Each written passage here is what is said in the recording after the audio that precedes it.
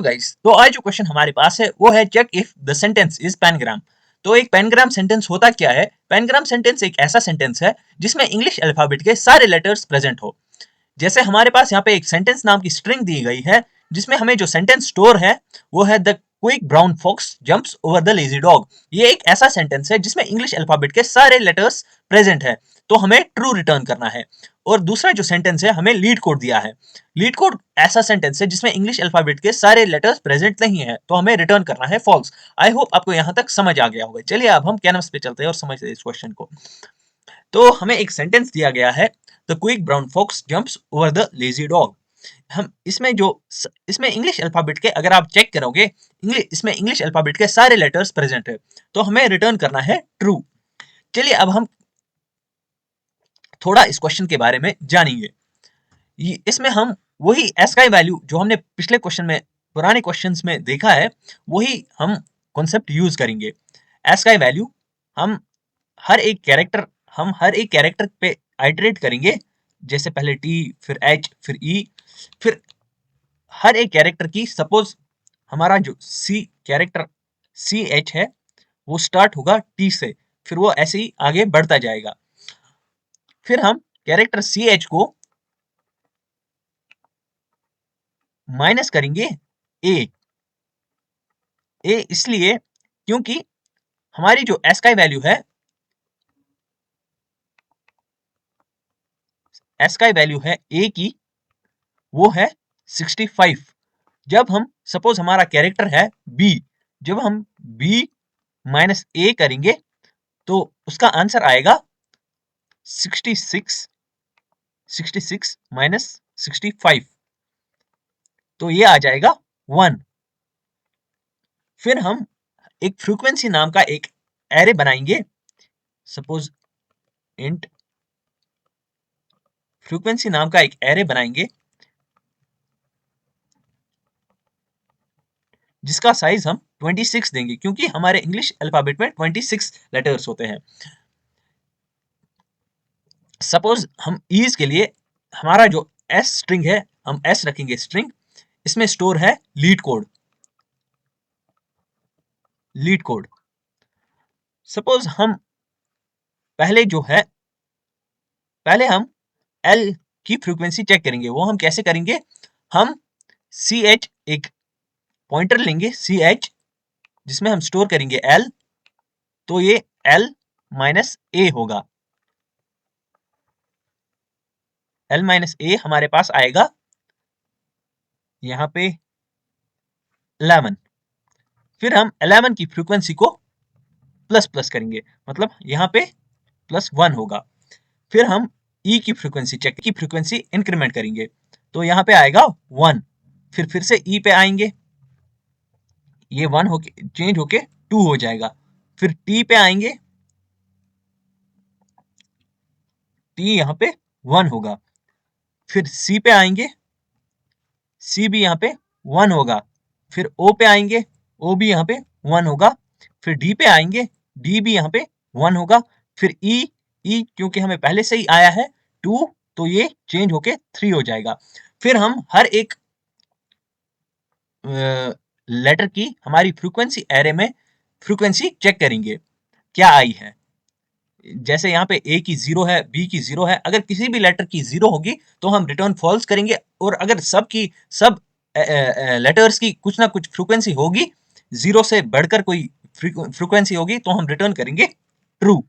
चलिए अब हम सूडो कोड कंप्लीट करते हैं। तो हमने एक फ्रीक्वेंसी नाम का एक एरे बनाया। हम पहले ही एक चेक लगाएंगे, अगर हमारा जो s डॉट लेंथ जो है, हमारी स्ट्रिंग की लेंथ अगर लेस देन 26 है, तो हम रिटर्न करेंगे फॉल्स। तो हमें चेक करने की जरूरत ही क्यों है?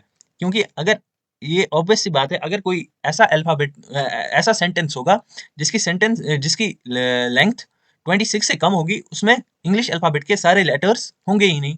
तो हम पहले ही एक चेक लगाएंगे जो चेक करेगा हमारे सेंटेंस की लेंथ, उसके बेसिस पे हम रिटर्न ट्रू या फॉल्स करेंगे। तो यहाँ पे पहले ही रिटर्न फॉल्स होगा, क्योंकि लीड कोड में हमारे पास 1 2 3 4 5 6 7 8 ही लेटर है। फिर हम एक फ्रीक्वेंसी नाम का एक एरे बनाएंगे,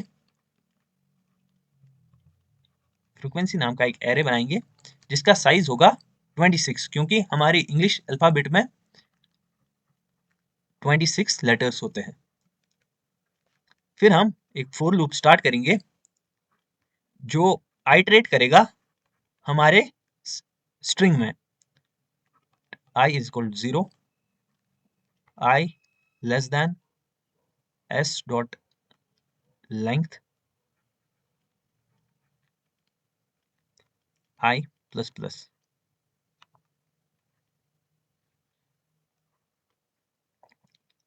फिर हम हर एक आइटरेशन में हम एक कैर सी एच बनाएंगे, कैर सी एच जो स्टोर करेगा हमारे सपोज आई जो है हमारे ith एलिमेंट को हमारे सी एच में, मतलब हमारा जो स्ट्रिंग का ith एलिमेंट है s डॉट कैर एट आई, उसको स्टोर करेगा ith एलिमेंट जो हमारा स्ट्रिंग में है। फिर हम frequency of C H minus A को इंक्रीमेंट करेंगे।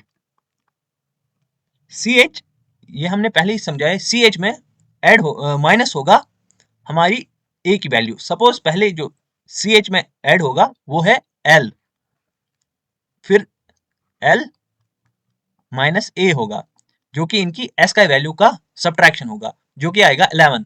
फिर 11th एलिमेंट जो हमारा फ्रीक्वेंसी में है वो इंक्रीमेंट होगा, वो 0 से 1 हो जाएगा जो हमारा 11th, क्योंकि पहले सारे एलिमेंट 0 0 0 होंगे, वो चेंज होके 1 हो जाएगा। फिर हम हमारे फोर लूप को खत्म करेंगे, फिर से एक फोर लूप स्टार्ट करेंगे जो हमारी फ्रीक्वेंसी में आइटरेट करेगा और हर एक एलिमेंट पे चेक करेगा क्या कोई वैल्यू 0 से बड़ी वैल्यू है या नहीं। अगर हर एक एलिमेंट की 0 से बड़ी वैल्यू होगी तो हम रिटर्न ट्रू करेंगे, नहीं तो हम रिटर्न फॉल्स करेंगे। Int i is equal to 0, ये हमारी फ्रीक्वेंसी में i less than frequency dot length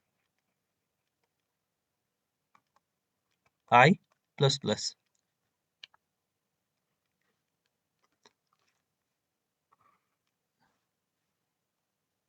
एक सेकेंड, i प्लस प्लस। फिर हम चेक करेंगे अगर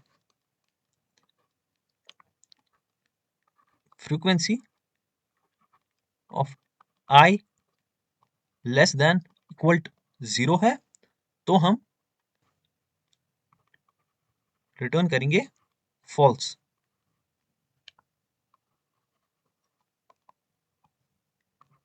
और अगर ऐसा नहीं है और हमारे लूप के एंड तक कोई रिटर्न फॉल्स नहीं हुआ, मतलब सारे फ्रीक्वेंसी हर एक की फ्रीक्वेंसी 1 या 1 से बड़ी है, तो हम रिटर्न करेंगे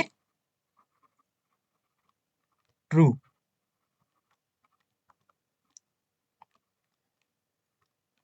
आई होप आपको यहां तक समझ आ गया होगा। चलिए अब हम कोड देखते हैं। तो अब हम कोड पे आते हैं। तो हमने पहले एक इफ कंडीशन चेक की है, क्या अगर हमारे जो सेंटेंस की लेंथ जो है अगर वो 26 से कम है तो हम रिटर्न करेंगे फॉल्स।